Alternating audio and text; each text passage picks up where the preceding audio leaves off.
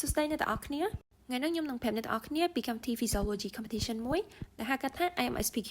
ដែលពួកខ្ញុំបានចូលរួមកាលពីមួយថ្ងៃមុននៅក្នុងប្រទេសហ្វីលីពីនកម្មវិធី IMSPQ នេះមានឈ្មោះពេញថា Inter Medical School Physiology Quiz ដែលកម្មវិធីនេះត្រូវបានបង្កើតឡើងនៅឆ្នាំ2003នៅក្នុង University of Malaya ប្រទេសម៉ាឡេស៊ីដោយ Professor Cheng Wei-ming កម្មវិធី IMSPQ នេះមានទទួលនិស្សិតឲ្យចូលរួមក្នុងការប្រកួតប្រជែងនៅគ្រប់ប្រទេសទាំងអស់ដោយក្នុងមួយសាលាអាចមាននិស្សិតតែមួយក្រុមប៉ុណ្ណោះដែលអាចចូលរួមប្រឡងបាននៅក្នុងប្រទេសកម្ពុជាយើងមានជាកម្មវិធី Cambodia Physiology Quiz ដោយអ្នកដែលទទួលបានចំណាត់ថ្នាក់លេខ1លេខ2និងលេខ3ទើបអាចចូលរួមក្នុងការប្រឡង IMSPQ នឹងបានហើយសម្រាប់កម្មវិធី Cambodia Physiology Quiz នៅប្រទេសកម្ពុជារបស់យើងហ្នឹងគឺនិស្សិតដែលមកពីគ្រប់សាកលវិទ្យាល័យទាំងអស់នៅប្រទេសកម្ពុជាយើងអាចចូលរួមក្នុងការប្រឡងនេះបានដោយអ្នកដែលអាចចូលរួមក្នុងកម្មវិធីប្រឡងនេះបានជានិស្សិតវិទ្យាសាស្ត្រដែលកំពុងសិក្សានៅអំឡុងឆ្នាំទី3ទៅឆ្នាំទី6ដោយឲ្យមានជាក្រុមយើងត្រូវរកក្រុមឲ្យហើយដោយមួយក្រុមមានសមាជិក3នាក់ហើយសម្រាប់ព័ត៌មានបន្ថែមទាក់ទងជាមួយនឹងកម្មវិធី Cambodia Physiology Quiz នេះអ្នកទាំងអស់គ្នាអាចស្វែងរកបាននៅក្នុង page សមាគមវិទ្យាសាស្ត្រកម្ពុជាបានហើយបន្តមកទៀតខ្ញុំនឹងប្រាប់អ្នកទាំងអស់គ្នាពី process នៃការប្រឡង IMSPQ ចំពោះកម្មវិធី IMSPQ លើកទី20ហ្នឹងគេធ្វើឡើងក្នុងរយៈពេល2ថ្ងៃដោយចែកចេញជា3 round ទី1មាន elimination round semi final round ហើយនិង final round ចំពោះថ្ងៃដំបូងថ្ងៃ elimination round ដំបូងឡើងពេលតែដល់ភ្លាមគេមានឲ្យយើង registration អីចឹងទៅហើយគេឲ្យយើងចូលអង្គុយដើម្បី step គេធ្វើ orientation ដំបូងគេធ្វើ orientation ណែនាំពី historical of Intermediate School Physiology Competition ចឹងទ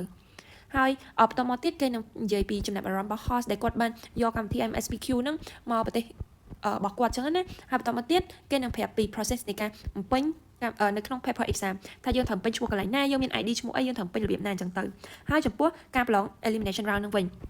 ចំពោះ elimination round ហ្នឹងគេចេញជាលក្ខណៈ true or false statement ដែលនៅក្នុងហ្នឹងគេមានกระดาษឲ្យយើងអញ្ចឹងណាกระดาษហ្នឹងមាន100 statement ឲ្យយើងធ្វើដោយគេមានឲ្យ answer sheet មួយទៀតដែលនៅក្នុងហ្នឹងគេមានចម្លើយ A ឬក៏ B អញ្ចឹងបើ A បានន័យថា true B បានន័យថា false អញ្ចឹងទៅ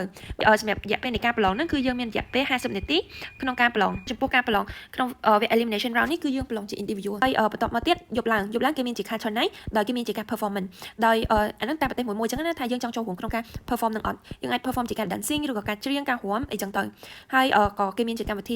ផ្លាស់ប្ដូរវត្ថុអនុស្សាវរីយ៍អីចឹងពេលយប់ថ្ងៃឆាឆាណៃហ្នឹងក៏គេមានប្រកាសលទ្ធផលរបស់ elimination round ដូចគ្ន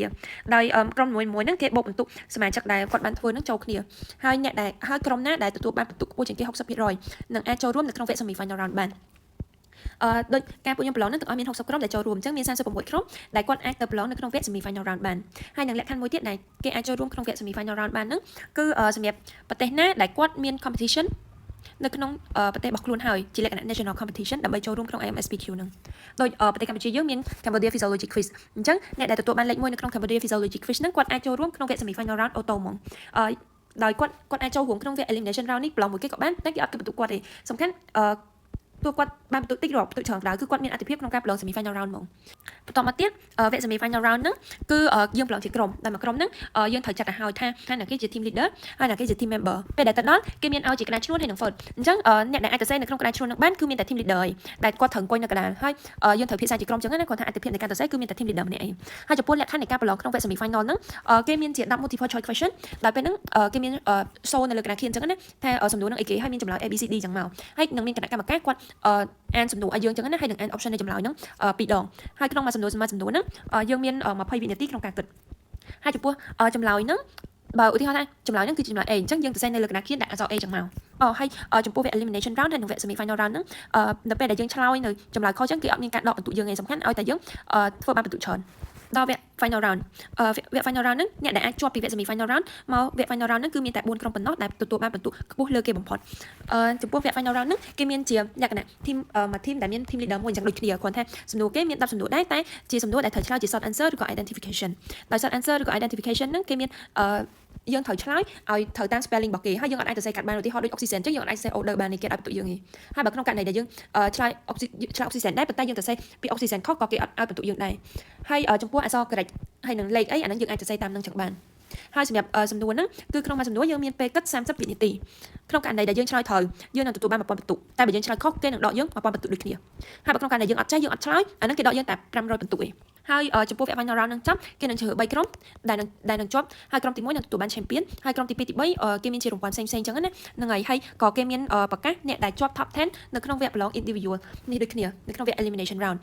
សិស្សដែលទទួលបាន top 10 ដែលប្រឡង individual ខ្លួនឯងហ្នឹងក៏គេមានជា gift និង certificate ឲ្យដូចគ្នាហើយចំពោះ reference សភៅវិញចំពោះវា elimination round ហ្នឹងគេអត់មានដាក់ចេញពីសភៅណាហើយពេលដែលយើងប្រឡងហើយហ្នឹងក៏គេអត់មានឲ្យជាចម្លើយមកដែរគាត់ថាគេប្រកាសចឹងណាគេដែលគាត់ជាប់បាន top 10អីចឹងទៅហើយក្រុមណាដែលគាត់បានទៅវគ្គ semi final អីចឹងសម្រាប់វគ្គ elimination round true or false statement ហ្នឹងបើអ្នកនរគ្នាចង់ធ្វើសំណួរទាក់ទងមួយ true or false statement ហ្នឹងអាចស្វែងរកបាននៅក្នុង search នៅក្នុង Google ចឹងណាដាក់ true or false អីចឹងទៅទាក់ទងមួយ physiology book អីចឹងទៅអញ្ចឹងវានឹងចេញជា website ដែលយើងអាចធ្វើ true or false statement នឹងបានដែរខ្ញុំហើយចំពោះវគ្គ semi final គឺវាច្រើនគឺចេញពីសភៅគួយតុង reference ចេញពីសភៅគួយតុងអាចថា90%អីព្រោះអីពេលដែលពួកខ្ញុំប្រឡងហ្នឹងមាន10 multiple choice question 9 multiple choice question ចេញពីសភៅគួយតុងហើយមានតែមួយសំណួរដែលចេញពីសភៅ BN ដោយសភៅនេះសភៅគួយតុង textbook នេះគឺមានតែជាលក្ខណៈមេរៀនទេហើយមានសភៅគួយតុង physiology review នេះគឺជាសភៅបែបសំណួរខ្ញុំអាចនិយាយបានថាការវគ្គ semi final ហ្នឹងសឹងតែថាគេយកសំណួរចេញពីសភៅគួយតុងហ្នឹងគឺគេអត់មានគេយកដាក់ចេញឲ្យយើងប្រឡងមកហ្នឹងហើយអញ្ចឹងបើអ្នកទាំងអស់គ្នាចាប់អារម្មណ៍ក្នុងការប្រឡង physiology នៅឆ្នាំក្រោយៗបន្តទៀតអីខ្ញុំ really recommend at least ក៏ត្រូវមើលសភៅគួយតុងហ្នឹងឲ្យចប់ដែរបាទយើងមានភាគរយច្រើនដែលអាចប្រឡងបានបន្ទុកខ្ពស់ជាងហ្នឹងអញ្ចឹងណាបើសម្រាប់វគ្គ final round វិញក៏ចេញពីសភៅគួយតុងហ្នឹងដូចគ្នាដែលគេមានជាលក្ខណៈ case study ឬក៏និយាយទៅលក្ខណៈ physiology អញ្ចឹងដូចគ្នាគ្រាន់តែវាមិនចេញជា multiple choice question នេះយើងត្រូវឆ្លើយអញ្ចឹងណាតែភាគច្រើនគឺចេញពីសភៅគួយតុងហើយនឹង BN ហ្នឹងដូចគ្នាហើយសម្រាប់ឆ្នាំក្រោយហ្នឹងគេមានកម្មវិធី competition ហ្នឹងគេធ្វើឡើងនៅប្រទេសថៃនៅ Bangkok Chulalongkorn University អញ្ចឹងអ្នកទាំងអស់គ្នាដែលចាប់អារម្មណ៍គាត់អាចតាមដាននៅក្នុង Facebook page របស់សមាគមអ្នកវិទ្យាសាស្ត្រកម្ពុជាបានអញ្ចឹងសម្រាប់កម្មវិធី competition ហ្នឹងអស់ដំណឹងហើយឆ្នាំក្រោយហ្នឹងខ្ញុំអាចនិយាយបានថាបងហ្នឹងវាអត់ដូចគ្នា for 100%ទេគាត់ថាវាក៏អត់ខុសគ្នាឆ្ងាយមែនដែរដោយសារតែប្រទេសខុសគ្នាអញ្ចឹងវាអាចនឹងមានលក្ខណៈនៃការប្រឡងវាខុសគ្នាតាមហ្នឹងតែវាអត់ខុសគ្នាឆ្ងាយខ្លាំងទេហើយ reference សភៅខ្ញុំនៅតែប្រាប់ដដែលម្ដងហើយម្ដងទៀតថា at least ក៏ត្រូវមើលសភៅគួយតុងហ្នឹងឲ្យចប់ដែរ